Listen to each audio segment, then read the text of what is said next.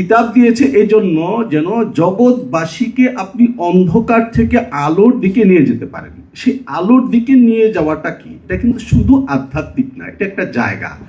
হযরত মুহাম্মদ সাল্লাল্লাহু আলাইহি ওয়াসাল্লাম যখন 4 বছর বয়স পর্যন্ত মা হালিমা সাদিয়ার বাড়িতে থাকছেন, ওই সময়ে তিনি অতটুকুন বয়সের মধ্যে মুহাম্মদুর রাসূলুল্লাহ সাল্লাল্লাহু আলাইহি ওয়াসাল্লাম তার দুধ ভাইদের সঙ্গে যে মেষ চড়াতে যাচ্ছেন, ওই জায়গাটা আজকাল আমাদের বাংলাদেশের মানুষও সেখানে যান এবং ঠিক ওই জায়গাটা এখনো সংরক্ষিত আছে।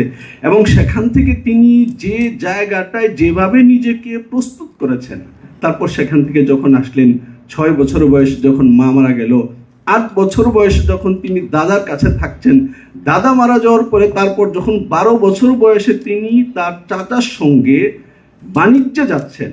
সেটা কেন যাচ্ছেন? 12 বছর বয়সে হযরত মুহাম্মদ সাল্লাল্লাহু আলাইহি ওয়াসাল্লাম চাচার সঙ্গে সংসারের হাল ধরতে শুরু করেছেন, এটা একটা জায়গা। 8 বছর বয়সে যখন তার দাদা ওট হারিয়ে ফেলছেন, খুঁজে পাচ্ছেন না, তখন মক্কার ওই পাহাড়ি এলাকার চষে মুহাম্মদ সাল্লাল্লাহু আলাইহি ওয়াসাল্লাম ওট খুঁজে বের করে নিয়ে আসছেন। এই জায়গাগুলো মুহাম্মদ সাল্লাল্লাহু আলাইহি ওয়াসাল্লাম। এরপরে মুহাম্মদ সাল্লাল্লাহু আলাইহি ওয়াসাল্লামের যে মানুষের সঙ্গে জীবনটা, সেটা কিন্তু আমরা আমাদের সমাজ ওইভাবে ভেঙে জানি না এবং বুঝবার চেষ্টা করি না। হযরত মুহাম্মদ সাল্লাল্লাহু আলাইহি ওয়াসাল্লামকে যদি আমরা পরস্পরের যে সম্পর্ক, এই জায়গাগুলোকে দেখি, তাহলে মুহাম্মদ সাল্লাল্লাহু আলাইহি ওয়াসাল্লামকে যখন কোনো জাতি ধারণ করে, তখন সে কবি হলে নজরুলি হওয়ার কথা। মুহাম্মদ সাল্লাল্লাহু আলাইহি ওয়াসাল্লাম তিনি একটা বিখ্যাত বিষয় আজকের পৃথিবীতে আলোচনায় আসছে, কন্যা সন্তান এবং পুত্র সন্তানের মধ্যে ভাগাভাগি হবে কিনা। তো এই জায়গাটার মধ্যে যদি আমরা দেখি, তাহলে হযরত মুহাম্মদ সাল্লাল্লাহু আলাইহি ওয়াসাল্লাম বসা, তার সামনে একজন সাহাবী, ওই সাহাবীর একজন পুত্র সন্তান আসলো, সাহাবী তাকে ধরে তার কপালে চুমু খেয়ে কোলে বসালেন। আবার কন্যা সন্তান আসলো, সাহাবী তাকে ধরে সামনে বসিয়ে দিলেন। হযরত রাসূলুল্লাহ সাল্লাল্লাহু আলাইহি ওয়াসাল্লাম তাকে ধমকের সুরে বলছেন, হাল্লা সাওয়াইতা বাইনাহুমা, দুইজনের সঙ্গে তুমি একরকম আচরণ করলে না কেন?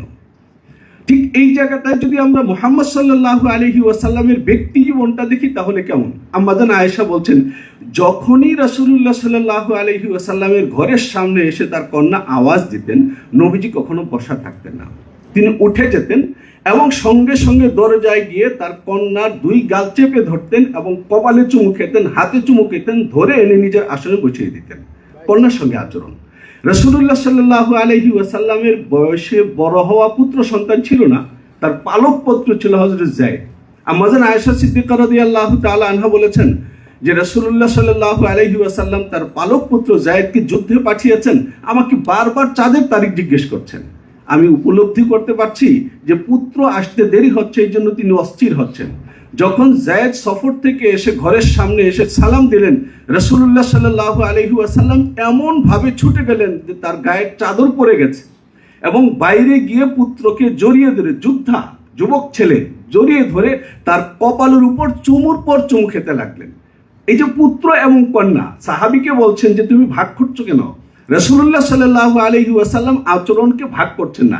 এটা খুব বিখ্যাত কথা যে আল্লাহর রাসূলের 2 নাতি হাসান হুসাইনকে তিনি ভালোবাসতেন, কিন্তু বুখারী শরীফের হাদিসে যেটা আসছে যে রাসূলুল্লাহ সাল্লাল্লাহু আলাইহি ওয়াসাল্লাম ইকামতের সময় তার ঘর থেকে বের হচ্ছেন, এমন সময় তার বড় মেয়ের কন্যা উমামা তিনি রাসূলুল্লাহ সাল্লাল্লাহু আলাইহি ওয়াসাল্লামের কাঁধে চড়ে বসছেন। আল্লাহর রাসূল মসজিদে আসছেন, বেলাল দাঁড়িয়ে আছেন, ইকামত দিবেন, কিন্তু দিচ্ছেন না, কারণ নাতনি কাঁধে। রাসূলুল্লাহ সাল্লাল্লাহু আলাইহি ওয়াসাল্লাম বলছেন, আকিম ইয়া বেলাল, বেলাল তুমি ইকামত দাও। ইকামত শুরু করলেন, আল্লাহ রাসূল নামাজ পড়ানো শুরু করলেন, রুকুতে যাবেন তো আল্লাহ রাসূল হাত সোজা করলেন এবং উমামা নেমে গেল ধরে। আল্লাহ রাসূল রুকু করে সিজদা করে আবার যখন উঠবেন, একটুখানি উঠে স্থির হলেন, উমামা কাঁধে চড়ে বসলেন। এইভাবে নাতনিকে কাঁধে নিয়ে তিনি 4 রাকাত নামাজ কমপ্লিট করেছেন। রাসূলুল্লাহ সাল্লাল্লাহু আলাইহি ওয়াসাল্লাম তার মায়ের জন্য গায়ের চাদর বিছিয়ে দিয়েছেন, দুধ মায়ের জন্য, সেটা তো আমরা জানি। কিন্তু রাসূলুল্লাহ সাল্লাল্লাহু আলাইহি ওয়াসাল্লাম মক্কা জয়ের পরে যখন কাবিলায়ে হাওয়াজিনের বিরুদ্ধে যুদ্ধে গেলেন, তারা 20,000 যোদ্ধা এগিয়ে আসলো। রাসূলুল্লাহ সাল্লাল্লাহু আলাইহি ওয়াসাল্লাম যুদ্ধ জয় করলেন। 6,000 বন্দী, 24,000 উট এবং 40,000 মেষ মুসলমানদের হাতে আসলো। পরাজিত যে জাতি, সেই জাতিটা হলো ওই এলাকার লোকেরা যেখানে আল্লাহ রাসূল দুধ পান করেছেন। এবং সেই বন্দীদের মধ্যে রাসূলুল্লাহ সাল্লাল্লাহু আলাইহি ওয়াসাল্লামের দুধ বোন হযরত শাইমা আছেন। শাইমা যখন বন্দি বন্টন হয়েছে, একজনের ভাগে পড়েছে, শাইমা বলেছে, সাবধান, আমি তোমাদের পয়গম্বরের বোন। শাইমা যখন আল্লাহ রসুলের সামনে এসে বলেছেন যে আমি আপনার বোন, রাসূলুল্লাহ সাল্লাল্লাহু আলাইহি ওয়াসাল্লাম বলেছেন 50 বছরের বেশি সময়ের আগের কথা, আমি তোমাকে চিনতে পারছি না, কোনো প্রমাণ আছে? যে হ্যাঁ, প্রমাণ আছে। যখন আপনি আমাদের ঘরে ছিলেন, আপনাকে আমি পিঠে নিয়ে হাঁটছিলাম এবং কাতুকুতু দিয়েছি, তখন আপনি কামড় দিয়েছিলেন, এখানে দাগ পড়েছে, চিহ্ন আছে। রাসূলুল্লাহ সাল্লাল্লাহু আলাইহি ওয়াসাল্লাম সঙ্গে সঙ্গে দুধ বোন কিন্তু বয়সে বড়, তার গায়ের চাদর খুলে মাটিতে বিছিয়ে দিয়েছেন এবং বলেছেন, বসুন এখানে। মুহাম্মদ সাল্লাল্লাহু আলাইহি ওয়াসাল্লাম যে জীবনটা, এবং রাসূলুল্লাহ সাল্লাল্লাহু আলাইহি ওয়াসাল্লাম তার স্ত্রীদের সঙ্গে যে জীবন যাপন করেছেন, এটা তো আমরা জানি যে রাসূল সাল্লাল্লাহু আলাইহি ওয়াসাল্লাম তাদের অধিকারগুলো কিভাবে দিয়েছেন। কিন্তু সেই সঙ্গে এটা যে হযরত রাসূলুল্লাহ সাল্লাল্লাহু আলাইহি ওয়াসাল্লাম অনাগত পুরো পৃথিবী কিয়ামত পর্যন্ত জগতের জন্য যিনি ভাবছেন, সেই মুহাম্মাদুর রাসূলুল্লাহ সাল্লাল্লাহু আলাইহি ওয়াসাল্লাম প্রতিদিন আসর নামাজের পর বাড়ির ভেতরে যাচ্ছেন এবং বলছেন, তোমাদের ঘরের এমন কোন কাজ আছে যেটা আমি করে দিতে পারি? এবং চাঁদনি রাত্রে রাসূলুল্লাহ সাল্লাল্লাহু আলাইহি ওয়াসাল্লাম তার স্ত্রী হযরত আয়েশা সিদ্দিকা রাদিয়াল্লাহু তাআলা আনহাকে বলছেন, রাতটা খুব সুন্দর, আলো ঝলমলে, চলো আমরা একটু দৌড় প্রতিযোগিতা করি। হযরত মুহাম্মদুর রাসূলুল্লাহ সাল্লাল্লাহু আলাইহি ওয়াসাল্লাম এই দিকটা আমরা ব্যাপকভাবে জানি যে রাসূল সাল্লাল্লাহু আলাইহি ওয়াসাল্লাম আল্লাহর ইবাদত দুনিয়ার মধ্যে প্রতিষ্ঠিত করবার জন্য এসেছিলেন। কিন্তু মুহাম্মদুর রাসূলুল্লাহ সাল্লাল্লাহু আলাইহি ওয়াসাল্লামের যে একটা বড় দিক, যেটা খুবই বিখ্যাতভাবে আলোচিত হয়, যে মক্কার লোকেরা যখন কাবা শরীফ নির্মিত হয়, তখন হাজরে আসওয়াদ পাথর রাখবার সময় গিয়ে বিশাল যুদ্ধের অবস্থা তৈরি হয়।